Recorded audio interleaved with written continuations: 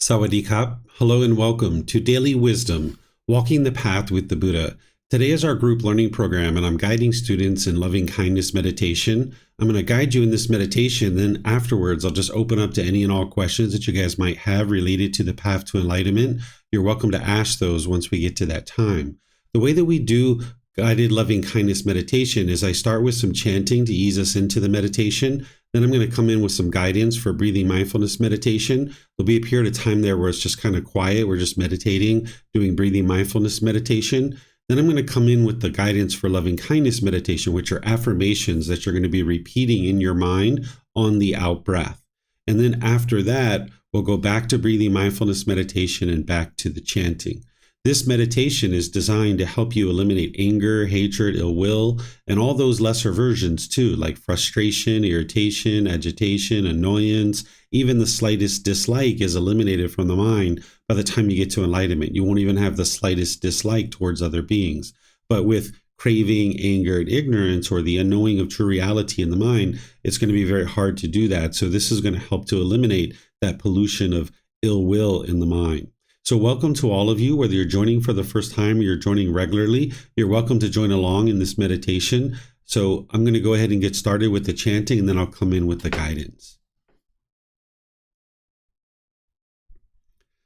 Arahang Samma Sambuddho Bhagava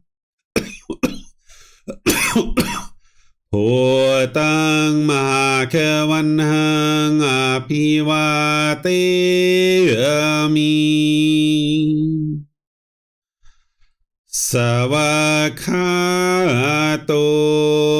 Bhagavata Dhammo Dhammang Namasami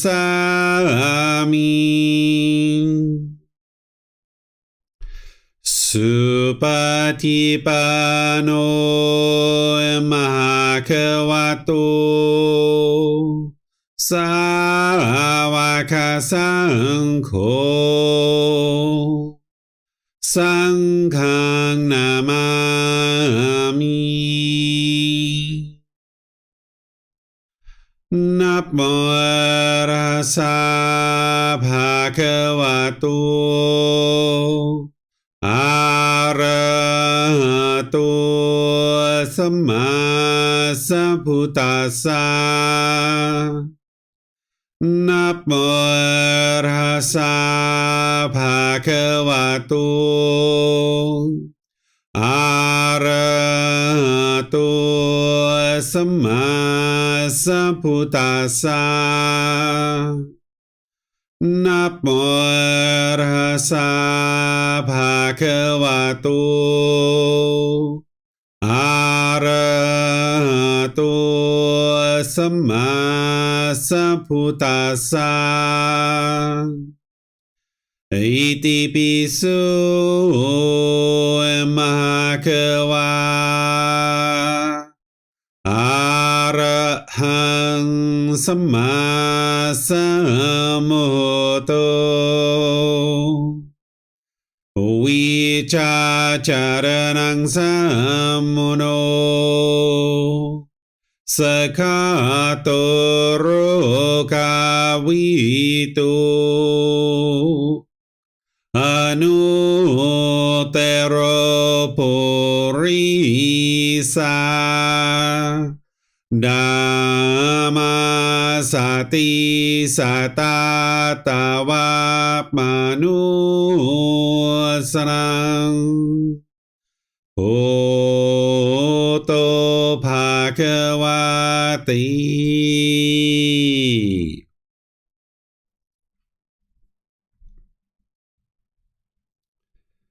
Okay, with the lower body and hands and arms comfortable, and the upper body erect, just close the eyes and start breathing in through the nose and out through the nose. Here you're just looking to establish the breath. A nice, natural, steady, consistent breath.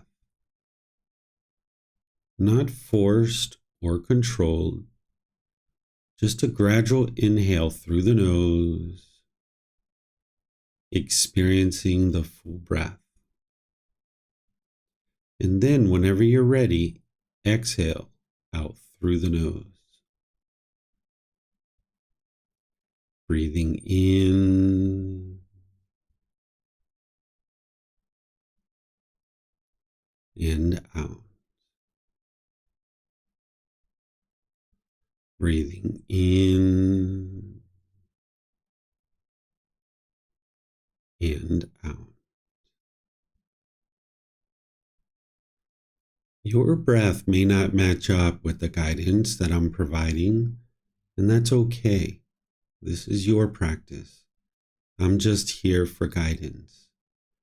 You can use this voice as a reminder that whenever you get to the next inhale, breathing gradually through the nose, developing a nice, natural, steady, consistent breath.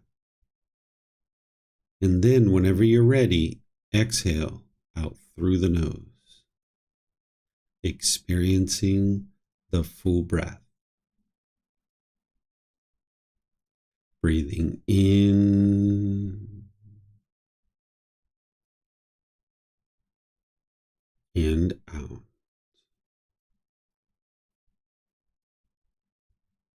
Breathing in and out. With the breath well established, start fixating the mind on the breath, either the sound of the breath coming into the nose or the sensation of air moving over the skin into the nose. The breath is the present moment. Fixate the mind on the breath, the present moment. Breathing in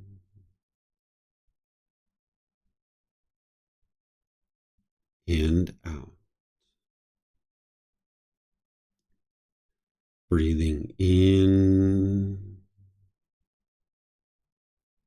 and out.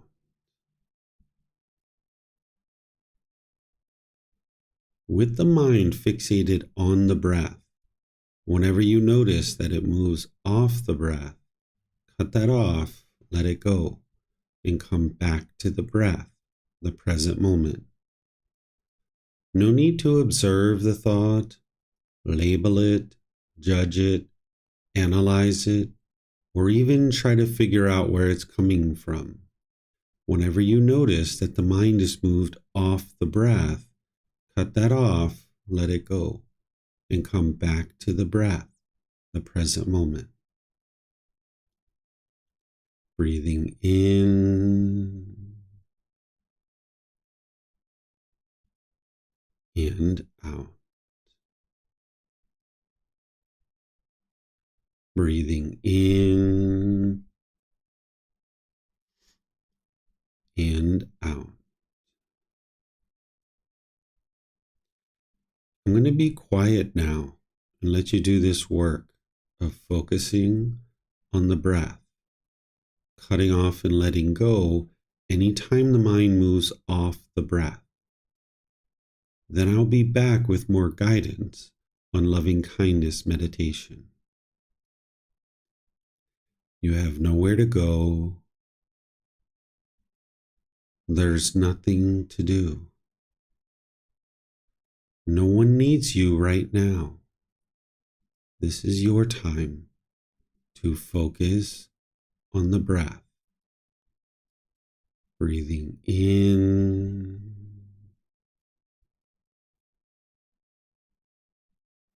and out.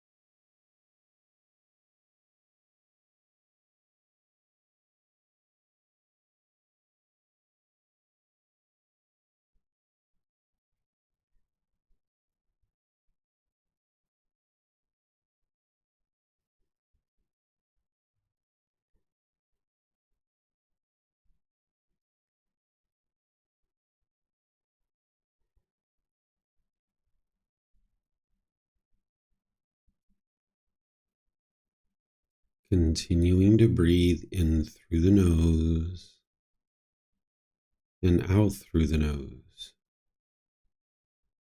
Repeat these affirmations in the mind on the out breath.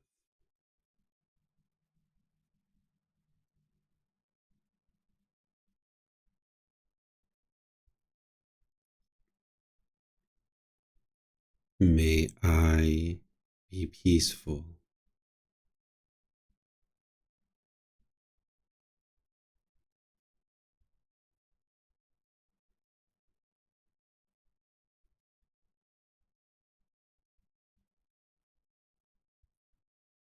May I be safe.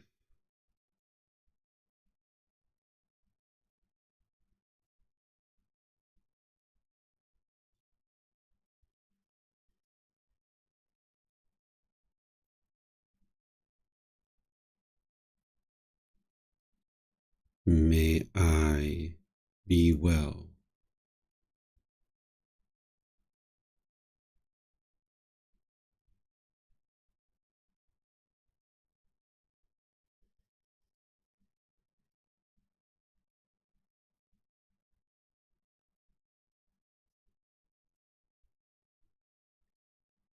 May I be free of all discontentedness and the suffering it causes.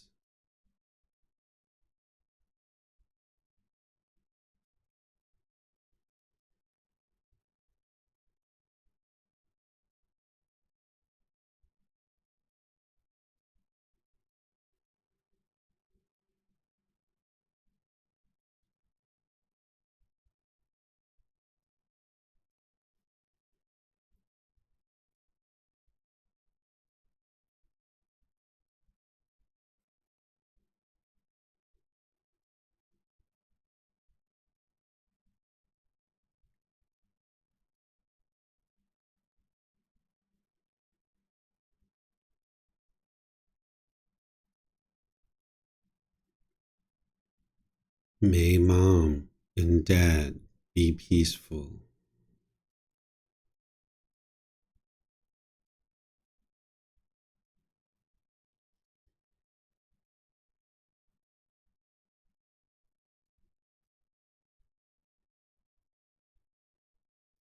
May they be safe.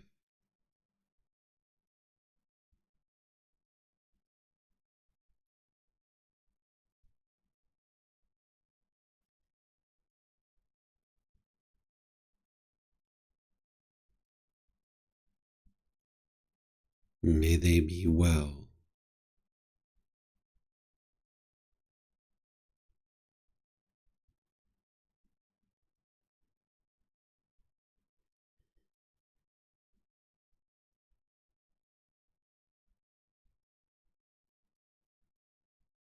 May they be free of all discontentedness and the suffering that it causes.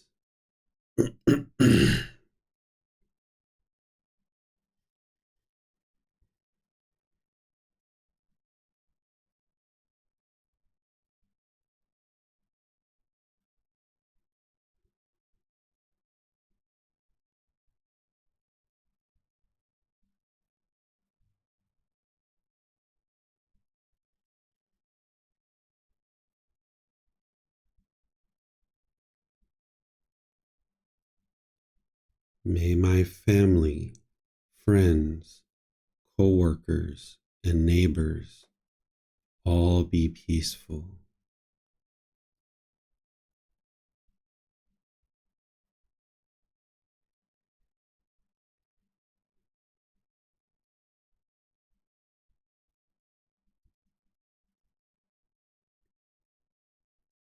May they be safe.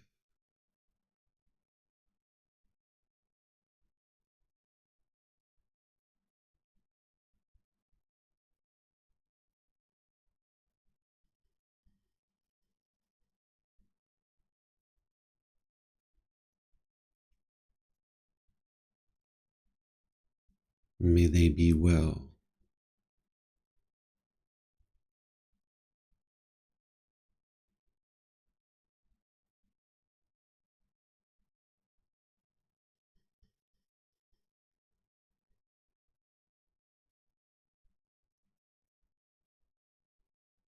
May they be free of all discontentedness in the suffering that it causes.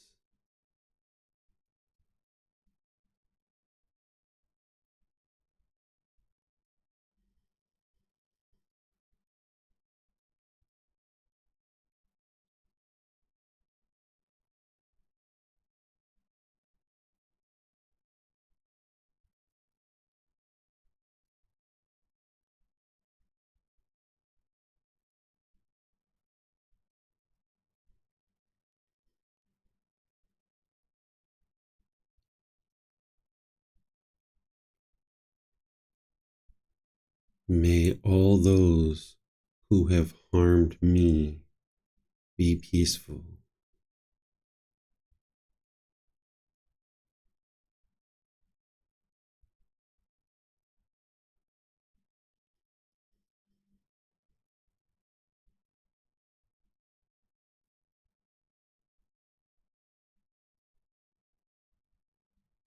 May they be safe.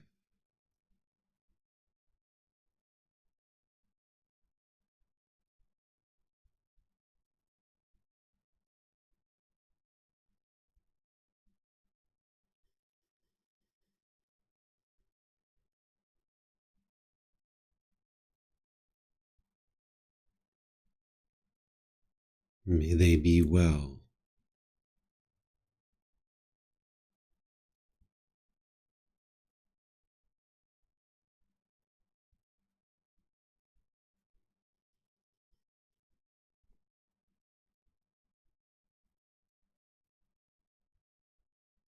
May they be free of all discontentedness in the suffering that it causes.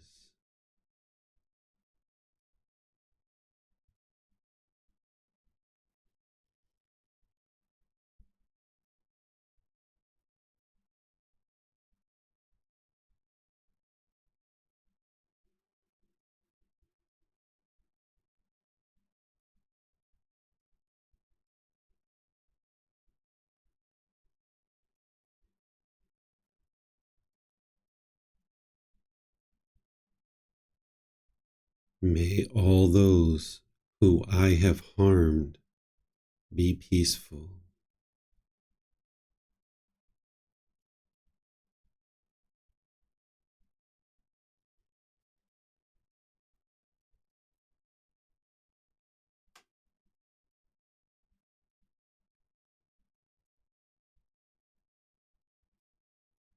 May they be safe.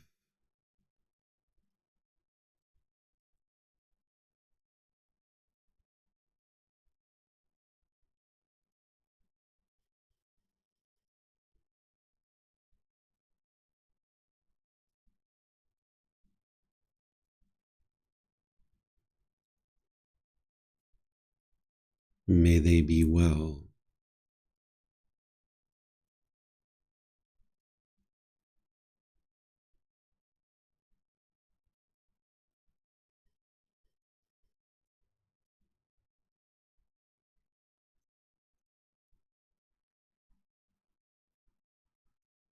May they be free of all discontentedness in the suffering that it causes.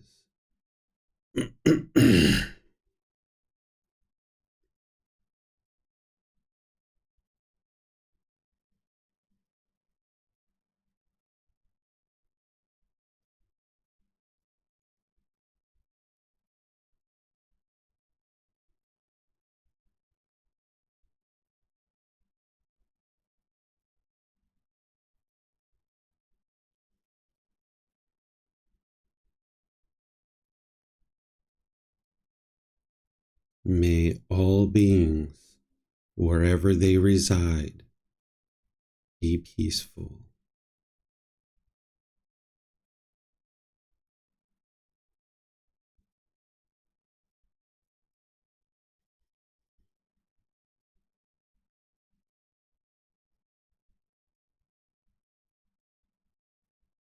May they be safe.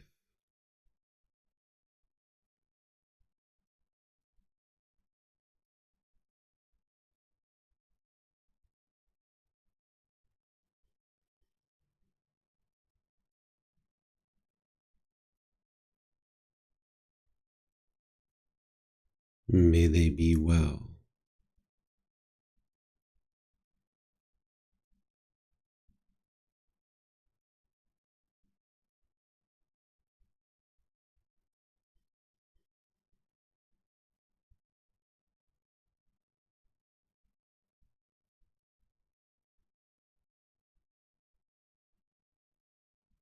May they be free of all discontentedness and the suffering that it causes.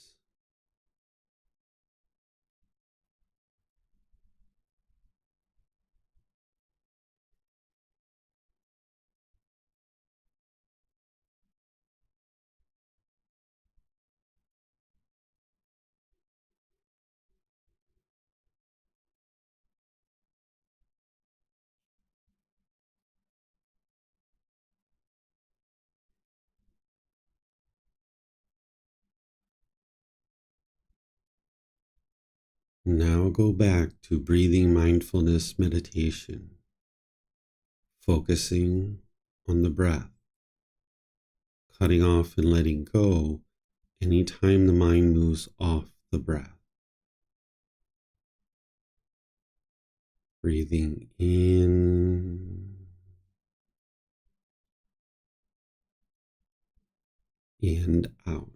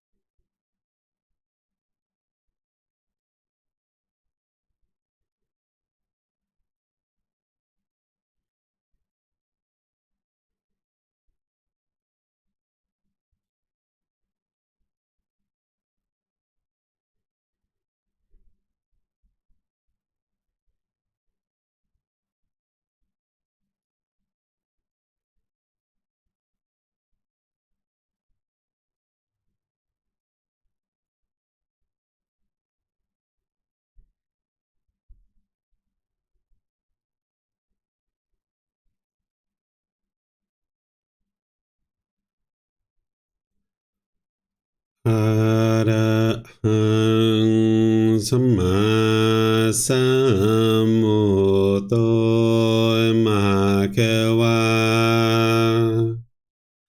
โพตังมหาเขวันหังอภิวาเทมิ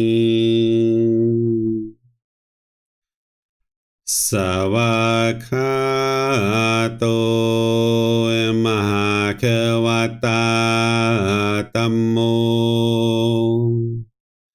ธัมมังนามัสสามิสุปฏิปันโนมหาเขวโตสาวกสังโฆสังฆังนามามินะโมตัสสะภะคะวะโต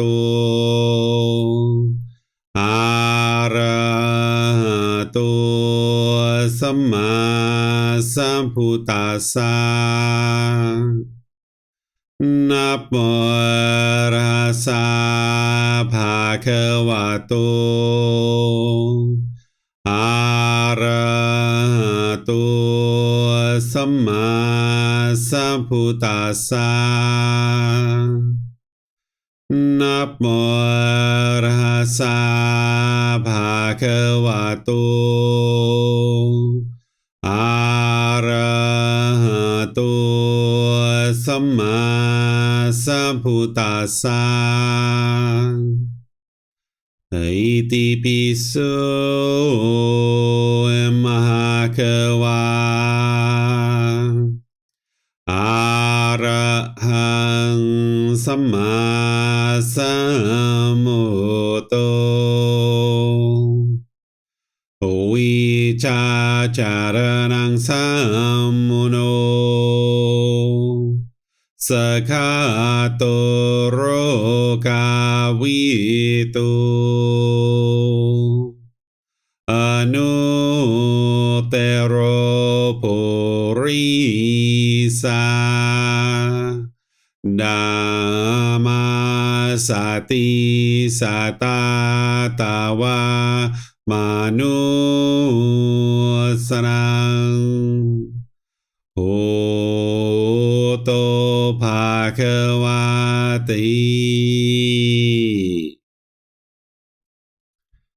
All right, if you'd like to slowly make your way out of meditation, once again, welcome to all of you guys that are here. Welcome to those of you guys on Facebook, YouTube, or Zoom, or if you're listening to this or watching this on the replay, welcome to everyone. Today's class is all about guiding you in loving kindness meditation, helping you to remember that loving kindness meditation is there to eliminate anger, hatred, and ill will, and all those lesser versions like frustration, irritation, annoyance, all of those. This is a meditation that you would like to customize. If you have individuals in your life that you do have anger or hatred towards, or maybe you have frustration or agitation or annoyance, you would like to include them in your meditation session so that rather than using just the general rings that I'm using, that you actually customize this. So if you have someone in your life named Bob or Jenny or Rebecca or somebody like this that you have anger, hatred, ill will towards, even if they're no longer in your life and they're long gone and you'll never see them again, you're going to need to eradicate the anger and hatred in your mind and any of those lesser versions. So you would like to include them in your meditation for a period of time until you've gradually worn away any kind of anger, hatred, and ill will. This meditation is also helpful in order to transform your mind away from negative self-talk. If you have like an inner dialogue that is degrading and diminishing and you're talking negatively to this being, meaning you have anger, hatred, and ill will towards this being, this will clear that up too by saying, may I be peaceful, I be safe, I be well, I be free of discontentness. You're talking about this being who you are now. So you're going to need to be able to eradicate any kind of anger, hatred, and ill will towards this being. You're going to need to learn how to love this being, have a genuine interest in seeing all beings be well, including this being who you are. So what I'm going to do is open up to any and all questions that you guys have, whether you're in Facebook, YouTube, or Zoom. You can put your questions into the comment section. I'll be able to see that, and then I can answer your questions for you. And if you're in Zoom, you can raise your hand electronically, and then I'll be able to call on you, and you'll be able to ask any and all questions that you like. So it looks like Yusuf has a question. If you'd like to go ahead, sir, you're welcome to go ahead. Hello, teacher David. Do you have time for me to discuss something? And please notice I said for me because, when I talk, I never stop. Yeah, I think that if you have something that's more personal, we should talk privately rather than use class time for that. So I see Robert has his hand up, so I'll go to Robert, and then Okay. you and I can talk another time when it's got more time for you. Okay, go ahead, Robert. So I've been doing this meditation for a little while, and I've noticed previously you mentioned doing a visualization for some people, sort of love, or I forgot what it was, but like sort of honey dripping down them. I've been trying to imagine sort of like a lotus wrapping them. Is that still appropriate to have some visualization of the people? I think you said don't have, try not to have like a visualization of them doing something, but just being covered or wrapped in whatever it is. Yeah. Oh, sorry. I thought you were done, Robert. No, that was my first question. Then my second question is, let me answer the first one first.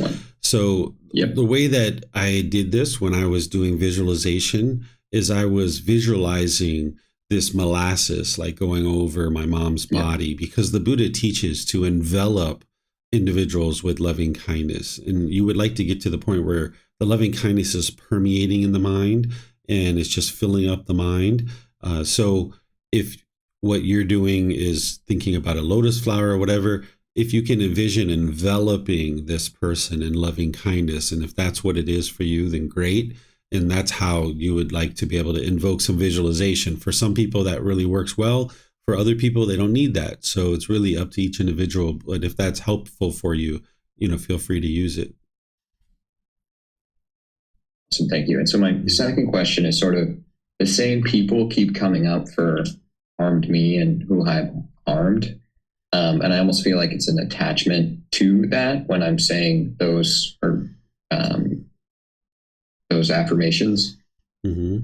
What's your recommendation for losing that attachment to those specific people? Yeah, the way to eliminate attachment to specific people is to do that contemplation of death. I think you've heard me teach that before, where you contemplate the person's death. You're going to need to do that a few times, in order for the mind to fully let go. But that's one of the best ways to train your mind to let go of an attachment to an individual. So I would recommend that you use that. But usually that's something that you can only do maybe like once every 2 or 3 weeks, maybe even once a month, depending on how close you are to this person, because you'll notice that the mind will become discontent during this period of time. And usually your mind needs to kind of regain its stability for a little while. And then you'll be able to kind of bring that in again, maybe once every 2 weeks, once a month. And then also what I'll share with loving kindness meditation is, depending on how strong your anger, hatred, and ill will is towards the individual, it can sometimes take a really long time for the mind to release that and gradually wear it away. So it could take sometimes months to be able to eliminate some anger, hatred, or will, depending on who the individual is and how much anger is in the mind. Okay. Thank you. Yeah, you're welcome. Okay, it looks like Chrissy has a question. Go ahead, ma'am. Hello, can you hear me? Sure can. It's nice to see you. I have a question on the loving kindness meditation. It's noticed that when doing loving kindness meditation, I'm revamping my practice. And so the mind it starts doing, say, we're doing for your parents, and then my mind just goes, and it's on something else.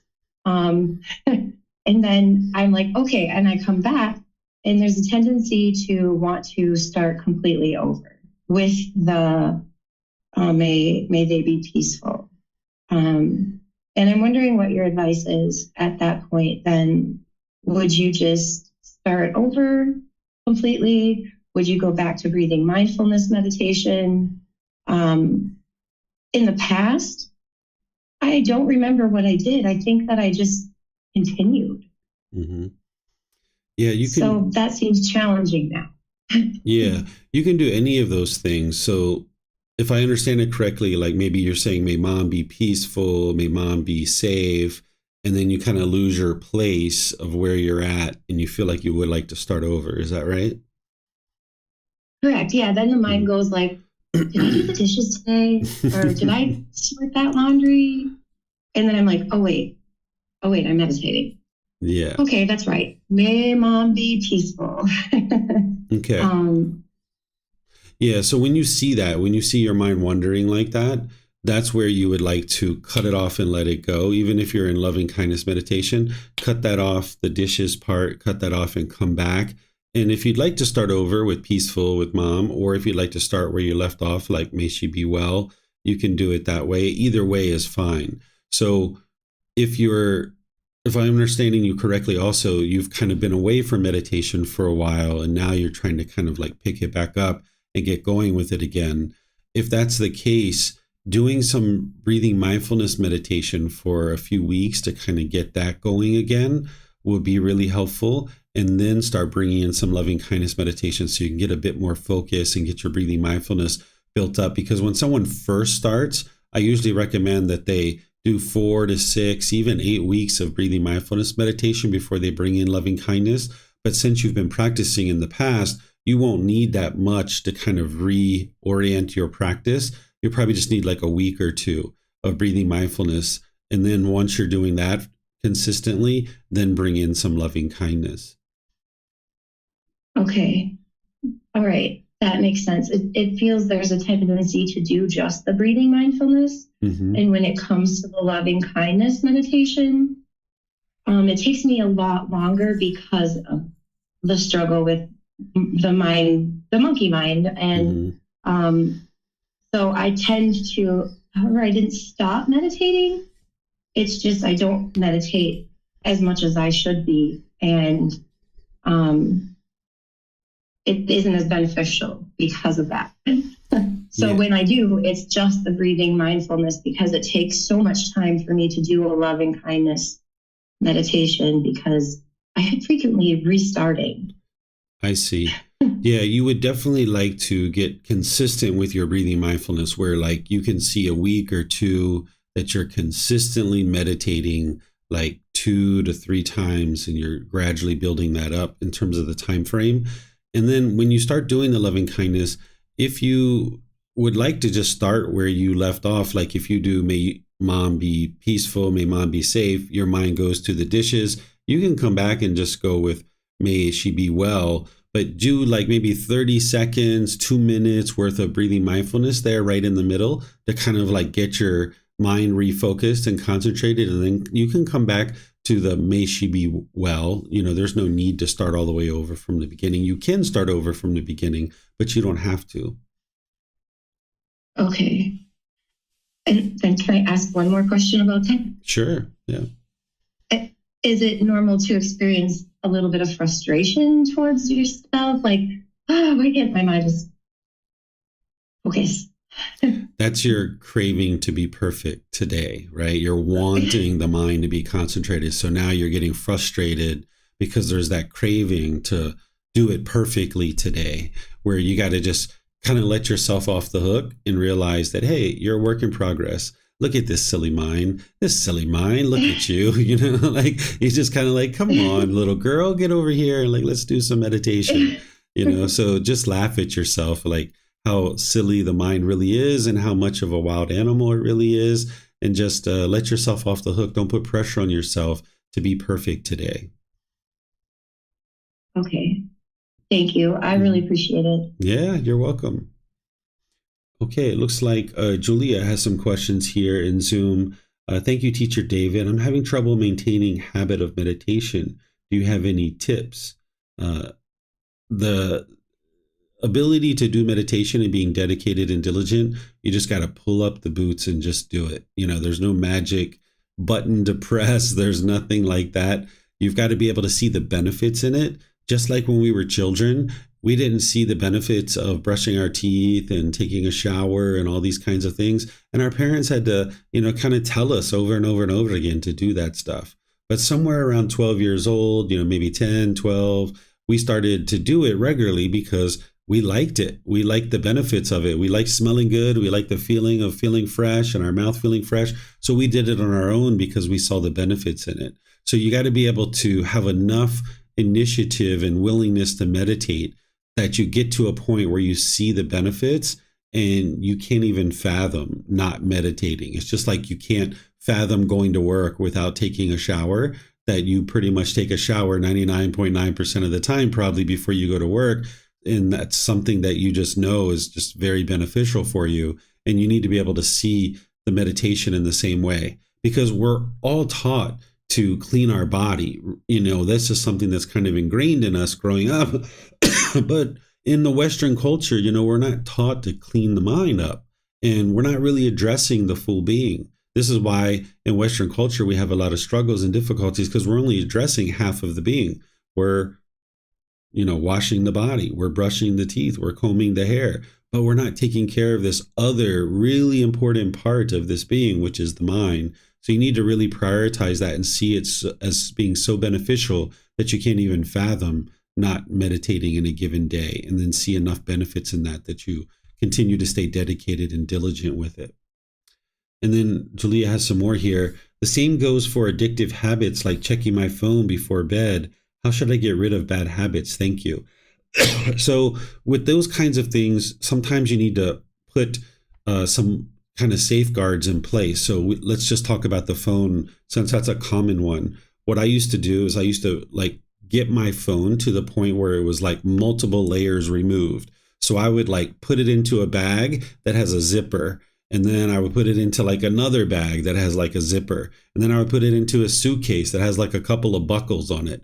Then I would put the suitcase and stash it somewhere, right? And this is a period of time where I'm not planning to touch the phone at all, and my mind was maybe really craving to touch it. I would put these multiple layers in place so that somewhere along the line, if I started digging into the suitcases and the bags, the wisdom can kick in and I could restrain the mind. And I'd be like, no, I'm not going to do that.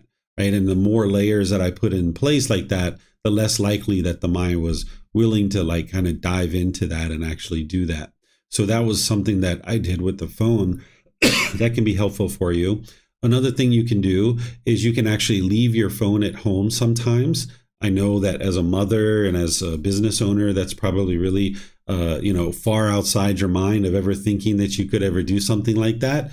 But you can, right? We used to go out when we were kids. Maybe, I don't know how old you are, but I know when I was a kid, I didn't have a mobile phone. They hadn't even been invented yet, right? So I used to go outside without a mobile phone. So if you're going out shopping for 2 or 3 or 4 hours, go outside without your phone. This is very liberating for yourself. And then when you come home, don't just run to the phone and look to see who messaged you and what did you miss. Just come home, put away your groceries or put away your items, or go watch some TV, go spend some time with your children, go outside in the backyard and play, or whatever it is that you can do. Do that for 30 minutes or an hour, even 2 hours, and then go see your phone.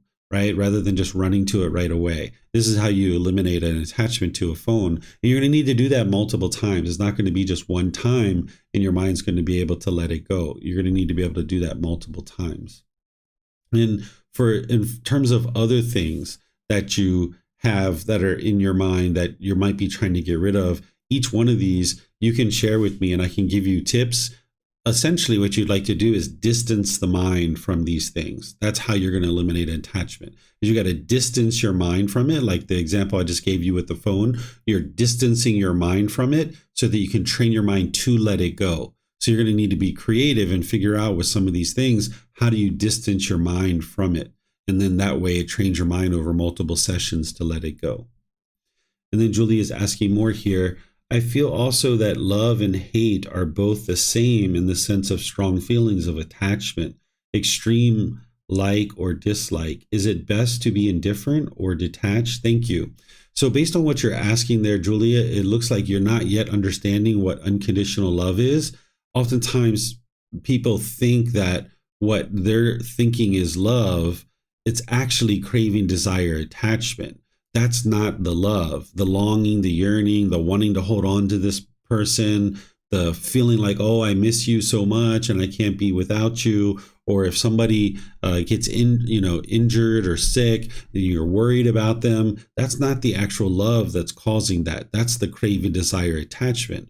The love is this genuine interest in seeing all beings be well. It's unconditional love. So you might decide to go back and read volume 1, chapter 15, and even watch one of the classes where I taught on that, so that you can get more and more familiar with what true love is. And then as you have questions, you can either reach out in classes, you can post in the Facebook group, you can send me a private message, or schedule personal guidance so that you can more and more understand what true love is, because this is really important. Because love and dislike are opposites. They aren't the same. And craving and love aren't the same things. So you can learn how to be unattached while still loving someone, right? That's the name of that chapter, is true love, love without attachment. And sometimes when we say detach, people think that you're indifferent and you go away from this person and you could care less what's happening with this person. That's actually not what non-attachment is, because the unenlightened mind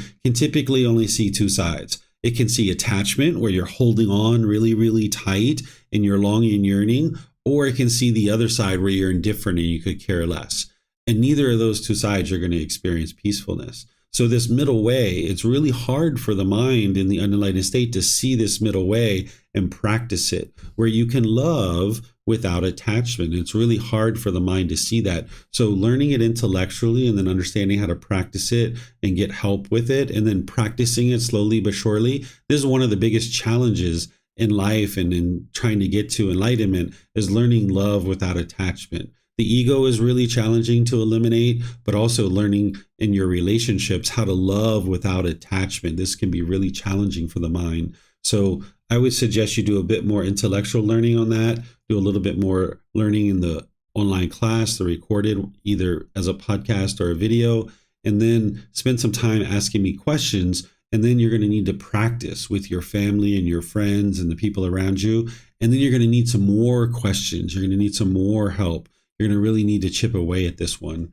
And it's going to take more than just reading the chapter once and then implementing it. Something like the universal truth of impermanence, easy. You can understand that really straightforward. Discontentedness, you can pretty much understand that pretty straightforward. But something like love without attachment, it can take multiple years to learn how to practice this. Even my wife being here in the house with me and me helping her with my son, probably took her a good 5 years of me actively working with her to be able to help her eliminate her attachment to her son and learn how to practice true love in that situation with her son. So it's going to take some time. You're going to need to do this iterative process where you intellectually learn, you reflect, you practice a little bit, you come back to your teacher to learn some more, you reflect a little bit, you practice some more, and you're going to need to do this multiple times before you truly figure out how to love without attachment. Okay, it looks like Chrissy has some more questions. Go ahead, ma'am. Thank you. It is regarding love without attachment. So if you prefer ask at a different time and not during this time, I understand. No, you're welcome to ask. We can ask any and all questions. It's just that Yusuf, he knows that he usually talks quite a bit and he'll ask, 6, 8, 10, 12 questions. So he was being respectful there to not be able to take up class time. Okay, I understand. So in an effort to practice love without attachment, my life partner and I, we live really far apart, as you know, and we have been practicing a bit differently, trying to have like less control over one another. And this is hard to share like this, but I feel like it might help other people. Anyways, he has an interest to continue to give me and my children money. And when he was coming regularly to stay at our house, it was something that was helpful because he was residing there and eating and showering and whatnot, where now we're not seeing a lot of each other. And it feels ungreat, or like I'm wanting to control the situation again and be like telling him no, telling him what to do. And because I know that he's struggling financially too to get his situation there situated as much as we are. And so I'm still trying to control that situation and not just letting him do what he needs to do and what he feels is right. But we've had conversations about it, and it's just been, well, this is what I want to do, and I trying to discourage it. So is that because of the attachment to him wanting to be okay, me wanting him to be okay and like get his life situated? Or is it attachment to me wanting to be independent? Like, what are your thoughts on this?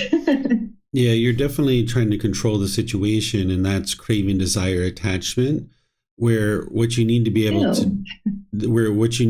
to do is realize that he's practicing generosity, that when he's offering to give you money or take care of the children, that's his generosity, and you can't control that. What the Buddha teaches you to do is to accept people's generosity, to accept what is given. And this is helping to enhance his mind, that he's training his mind by practicing generosity to eliminate craving, desire, attachment.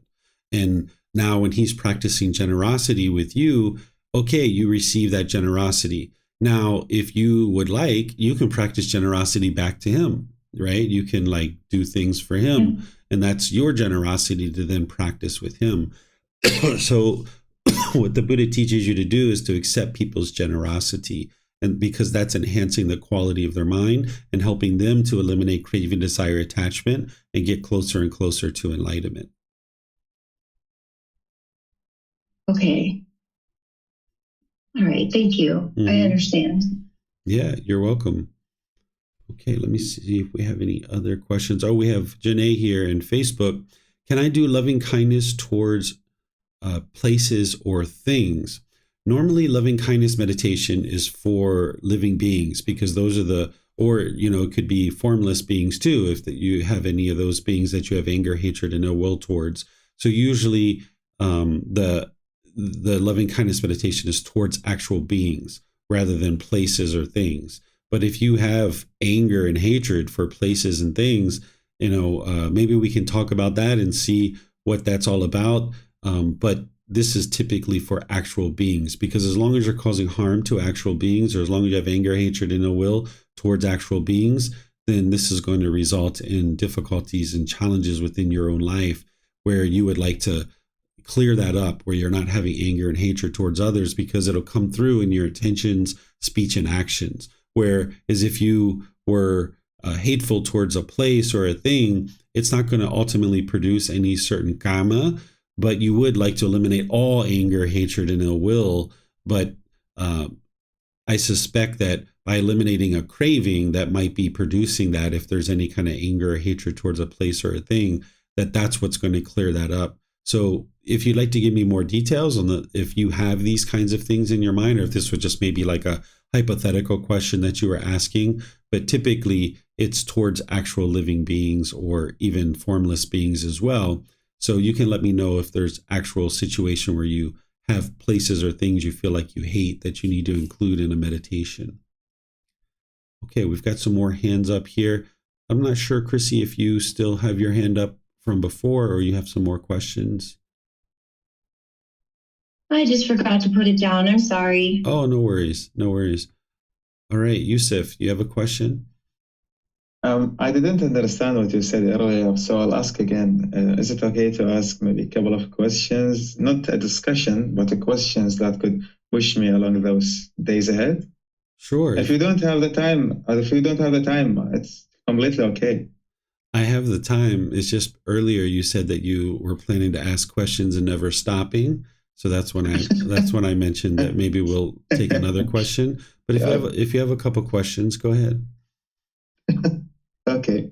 My first one is about having conversations with people. I like have the biggest cravings to do so. I can never be silent when I am with anyone. Like even if there is nothing to talk about, even if I am tired, I keep squeezing myself, squeeze my mind. You can imagine yourself squeezing your body, and then imagine yourself squeezing your mind at your hardest power just to talk. And that is frustrating to me. For example, like yesterday, I told my friends, bye, I am tired, let's talk later. And then another one came and sit with me. Even though I was tired and didn't want to talk, I kept squeezing my mind just to have a conversation with him. It's most likely related to the personal existence view, but I can't find the roots of it to get rid of it. Could you help me, please? Sure. This is frivolous speech or idle chatter where you're just talking a lot and you haven't learned how to restrain your mind.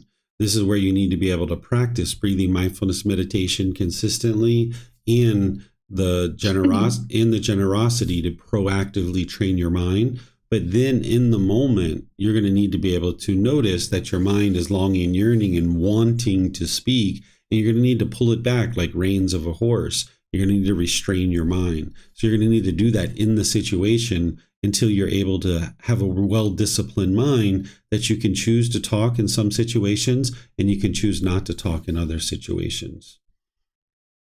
I'm not really sure if it is a craving for a frivolous speech, but instead it is a craving for me to be in a certain way, in an attractive way with people, the one who talks, the one who knows how to open a topic and start a conversation. So do you think it is related to the personal existence view more than frivolous speech? I didn't say it was a craving for frivolous speech. I said that it is frivolous speech. It is idle chatter. So there's an underlying craving that whenever the mind is having idle chatter or frivolous speech, there's an underlying craving, desire, attachment. So what type of craving, desire, attachment, and where is the craving, desire, attachment? It sounds like you just have a craving to speak. You know, I've seen that, you know, with you in certain situations, or just a craving to talk. So that doesn't have to be related to personal existence view. It's related to central desire, the mind's longing, yearning. Whenever there's craving, desire, attachment involved, it's typically coming from central desire. And that's where you would like to be practicing breathing mindfulness, meditation, and generosity to train your mind to knock that down. But then you need to be practicing mindfulness in the moment from the Eightfold Path, and then apply right effort to cut it off and let it go, restraining the mind in those situations where your mind's wanting to talk and longing, yearning. Train your mind to just be able to not talk. Okay, so let's imagine that I'm in a relationship with a girl. If we aren't talking, if we like just being silent for a couple of minutes, like maybe for half an hour, like how to enjoy our relationships, ourselves together if there is no conversation between us. You might see this as maybe a silly question, but it is like I am asking you, how can I eat this apple? You might see it as a silly question, but I don't really know. I don't have any wisdom regarding this. I haven't been in a relationship in my life. I don't have any wisdom regarding even relationships with boys. So if one doesn't talk with another, how can they enjoy their time then? Yeah, so when I'm sharing with you to restrain your mind and in some situations not to talk, that's not to say that's the way you should function all the time. You just need to be able to do that in certain situations in order to get control and discipline of your mind. If you're sitting with your girlfriend or a woman that you would like to be your girlfriend, have a conversation. but you need to be able to learn how to restrain your mind. Not that you're never talking ever. So when I give you guidance, it's like, okay, you have this craving to talk. Now you need to learn how to restrain your mind, and you need to learn how to bring it back and pull it back. But that's not to say that you would never talk. Then after you learn how to restrain your mind and you're doing that really well, then in certain situations, you're going to need to learn how to talk a little bit and then let other people talk, and then talk a little bit and let other people talk. You're going to need to learn how to do this. But the first part of this is to learn how to restrain your mind. Yeah, I do understand what you said. I didn't misunderstood it, but maybe I am asking a lot of questions related to this because I see it like killing me to be silent in a relationship or in a conversation, because I guess it really relates to the personal existence of you. I want to be perceived in a certain way. So yeah, I will try to restrain my mind. I have another question about the self-image for the couple. Can I reply something first, Yusuf, before you go on? Yeah, sure. Yeah, sure. So the only reason why you feel like that is killing you is because you have such a longing, yearning, and such a craving to talk, that the idea of not talking feels really painful for you. It feels like, like you said, like it's killing you or you're going to die. So you need to be able to see that that's actually beneficial. What you're eliminating is you're eliminating the craving. So this is going to be very helpful and very beneficial for you. So the fact that you do feel like it's killing you to not speak, that's all the more reason why it's so important for you to be able to learn how to do this and train your mind to do it. I would appreciate you to give me tips on doing that, because even though I have tried to decrease the amount of me speaking, I failed. Mm-hmm. Yeah, you don't have enough discipline of your mind. That's why you need to be practicing breathing mindfulness meditation and generosity. And you're going to need to slowly build up your discipline of your mind to be able to restrain it. And I wouldn't think about it as you're failing, because you'll continue to so-called fail until you're doing is successful, right? You're going to need to build up your wisdom. You're going to need to build up your strength of the mind. It's just like a muscle. When you take it to the gym, you lift the weights and it's getting stronger and stronger. So when you go do your meditation and you're practicing generosity, you're training your mind to let go, let go, let go, let go. But you're going to have multiple situations where you're trying to restrain the mind and you're just not able to do it. And that shows you how undisciplined your mind really is and how much training you need. Okay. About the second question, for the last couple of days, I have been trying to let go about my craving to be in a certain way and just be the way I am. And I have been able to succeed in that a little bit. And those days were the best days of my life. But there comes a voice always in my mind says that I need to change. I need to maybe be calm. I need maybe to talk less, to do those things. And I don't know if it is really beneficial to listen to that voice to maybe be more calm, be in a different way, or it's just my craving to be in a certain way. Yeah, based on what I know about your life and the friends that you're around and how you guys interact and things that you've shared with me in the past, there's a lot of expectations that you guys put on each other, where your friends are trying to tell you what you should and shouldn't be doing, and you're telling your friends what they should and shouldn't be doing. And as long as your mind's doing that with other people, you're going to do it to yourself too. Because what you're talking about is you're putting a lot of expectations on yourself of how you should or shouldn't be. And your mind is like stuck in this constant cycle of just putting expectations on other people, putting expectations on yourself. Other people are putting expectations on you. And you need to break free of all of this and just get to a point of stability. So don't put all these expectations on yourself of how you should or shouldn't be. Just go out and enjoy life, but at the same time, be practicing the Eightfold Path. Yeah, okay. So, yeah. The last question is about me noticing the amount of the amount of questions I have the amount of cravings and the questions also. I asked you on Messenger like 10 questions, on Facebook 5 questions, and I have in my notebook like 100, and I have in my mind like 1,000 question. I noticed that, yeah, I can ask them and I can work on them and I can eliminate them and they will enhance my life.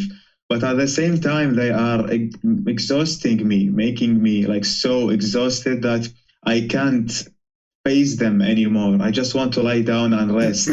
So you kept telling me for months and months to like focus on the Eightfold Path, let go of those, let go of those. But I didn't really understand what you mean. So you said to focus on the Eightfold Path, and you said to work on the personal on the ego. So should I work on the cravings I have, on the and ask questions about them, because I still don't have the full wisdom to work on them on my own? Or I should just keep letting them go over and over, like maybe for a year, maybe 2 years, till I have the restrained mind and then work on my cravings? I don't know what to do. And I don't understand what you are telling me by focusing on the Eightfold Path. Sure. So the thing that's exhausting you isn't the questions themselves. It's the underlying craving, desire, attachment that you have for asking questions and getting answers to them. Carrying around craving, desire, attachment, it's like a burden, and it'll exhaust you. That's why you're exhausted, because you're carrying around so much craving. And you put expectations on people, like you see in Messenger. You're just asking me question after question after question after question after question. And if I don't reply to you in a certain time frame, you keep putting expectations on me. And that's why I stopped replying to you. I just don't reply to you in Messenger anymore, because you're full of all these expectations and wanting me to be a certain way. And this can be very exhausting for you to carry around all these things. And what I've been sharing with you over the last several months is you need to focus on the Eightfold Path, because you don't understand it right now. Because if you understood it, some of these questions that you're asking me, you wouldn't be asking me these questions. Like what to do when you really want to be talking a lot. If you understood the Eightfold Path, you would understand the mental discipline section of right mindfulness and right effort, that you need to restrain your mind. You would understand, if you understood the Eightfold Path, that in situations where you're wanting to ask question after question after question, and you're wanting to put your expectations on your friends and even your teacher, you would know that you need to restrain your mind from that. But you don't understand that because you haven't actually studied the Eightfold Path in detail. So I have continued to point you to the Eightfold Path, because as long as you don't understand that, you're going to just keep staying stuck in these same problems over and over and over again. So it doesn't matter all the questions you're asking me, and I'm explaining to you what to do to restrain your mind and so forth. It doesn't work, because you're not actually practicing the whole Eightfold Path. You need to be able to deeply understand that and practice it, because no matter what questions you ask me, it's not going to help you when I give you the answer, because you haven't understood the Eightfold Path and you're not practicing that. Well, if you would notice, for the last maybe month, my questions were like, I give you the situation and I give you the answer for it from my mind. Because what I was looking for is confidence, even though maybe my mind knows the answer, but it is not fully confident if it is the wisest answer, or if it is wise. For example, when I told you that I just went to a girl and asked her to sit next to her, and did sit next to her, I felt in my mind some discomfort that she might not really wanted to. But then I gave you the answer that it is just my perception, it is her decision. I here wanted to gain some confidence, because even though I might be knowing the answer, but I couldn't work on it on my own, because my mind is maybe terrified or worried about working on that answer on itself.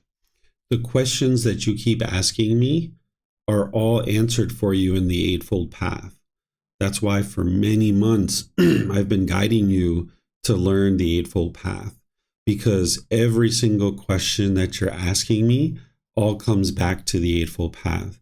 And I'm not going to be able to sit down and hold your hand and show you every little thing about the Eightfold Path. That's why I have the books and the audiobooks and the videos and the podcast, you can take your time. You're an adult. You can learn the Eightfold Path. But me just answering your questions isn't going to be helpful because I've already done that with you. The first several months that you were learning with me, I would just answer your questions. But then when I've realized that, man, this student doesn't even know the Eightfold Path and all of his questions are answered in the Eightfold Path. So that's why I've been just directing you to the Eightfold Path. And I've been asking you to study that. But because you're not studying it and you're not learning it, you're not getting the help that you need. And that's why I've just stopped answering your questions, because it doesn't make sense for me to keep answering your questions when the answers are right there for you in the Eightfold Path, and you're not taking the time to actually study the Eightfold Path. So why would I take the time to teach you something about some question that you have when you haven't even taken the time to study the most core and basic and fundamental teaching? It is hard to understand what you are saying. So yeah, I will take the time to understand it. So thank you for giving me your time today. Thank you very much. All I'm saying, Yusuf, is study the Eightfold Path. If you can't understand that, I'm not sure how else to help you. I've been sharing the same thing for many months. Study the Eightfold Path.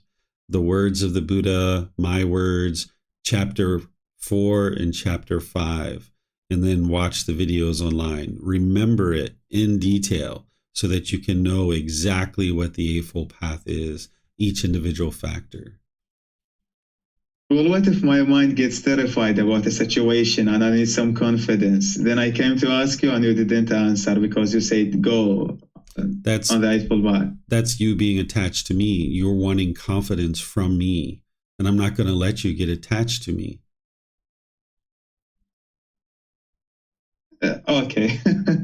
Okay. Thank you. Okay. All right. So let me see if we have any questions anywhere else. All right. I don't see any questions anywhere else. So what I'm going to do is just say thank all of you guys for joining for today's class. Thank you for your questions. Thank you for the discussion. In the future, I'm going to be teaching this Sunday, which is our last Sunday before the restart of our group learning program. And then I'm still going to be teaching on Wednesday, where I'm going to be doing a guided breathing mindfulness meditation session and opening up to any and all questions that you guys have. So you're more than welcome to attend this Sunday, which the title of the class is The 5 Hindrances. This is the 5 things that are going to hinder you from being able to experience enlightenment. So now that I've taught for 7 months all the things that you need to do in order to be able to get to enlightenment, I'm now going to teach you the 5 things that are going to hinder you from being able to actually get to enlightenment. And I'm going to teach you the solutions of how to remedy those and overcome those so that those are no longer obstacles in your day-to-day life. And then, like I mentioned, on Wednesday, we'll be doing breathing mindfulness meditation together. So thank you all for joining, and perhaps I'll see you guys in one of these future classes. Be well and have a very lovely and wonderful rest of your day. Take care. Sawadee-ka.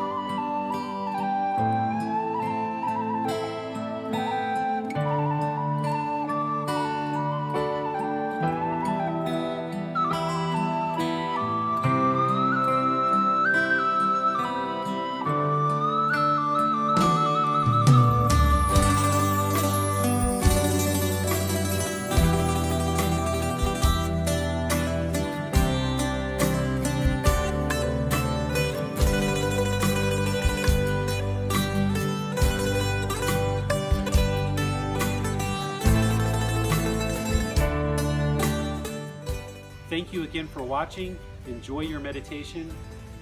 Look forward to seeing you online and answering any questions that you might have. Thank you so much.